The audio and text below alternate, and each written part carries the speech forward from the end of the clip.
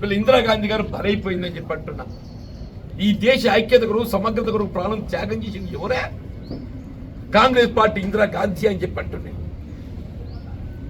జాతీయవాద గురించి మీరా మాట్లాడేది?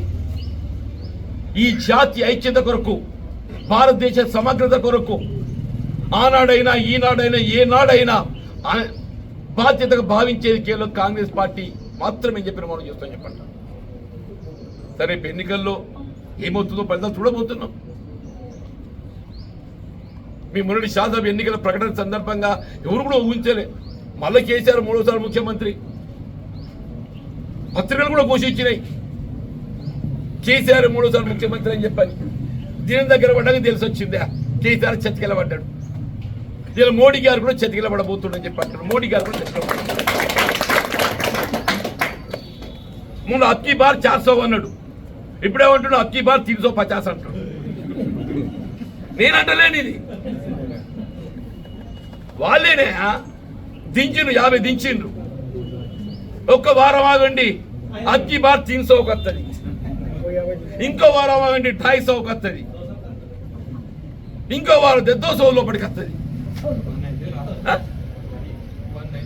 ఒక్కొక్క వారం ఒక్కొక్క 50 పోతుంది, ఒక్కొక్క వారం 50 పోతుందని చెప్పి ఒక వారం గడిచింది 50 వేయింది, ఒక వారం గడిచింది 50 వేయింది, ఇంకో వారం గడిస్తే మళ్ళీ 50 పోతుందని చెప్పి అంటున్నాను. ఒక్కొక్క వారానికి 50 స్థానాలు కోల్పోతుంది ఇవాళ ఎన్డీఏ అని చెప్పి అంటున్నాను. ఇండియా కూటమి రాహుల్ గాంధీ గారు ఏదైతుందో, ఈ దేశంలో మోడీ గారికి ఎవరున్నారు? నువ్వు దేశంలో మోడీ గారికి ఎవరున్నాడు కాదా? రాహుల్ గాంధీ గారికి ఎవరున్నారా?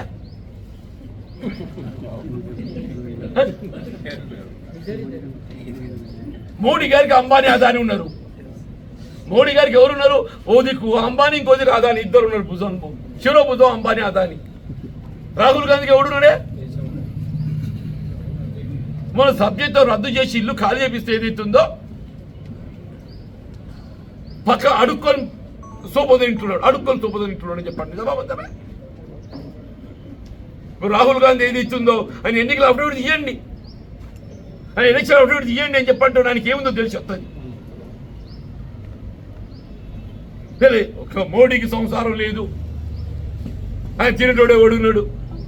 మోడీకి ముసల్తానం వచ్చింది ఎవడు తెలియదు. కానీ రాహుల్ గాంధీ వాయిస్ ఓడ్ అయి ఉండి కూడా ఏది ఇస్తుందో, ఈ దేశం కోసం ఏది ఇస్తుందో, ఈ దేశం కోసం సర్వం రాహుల్ గాంధీ అని చెప్పండి. బాబద్దమే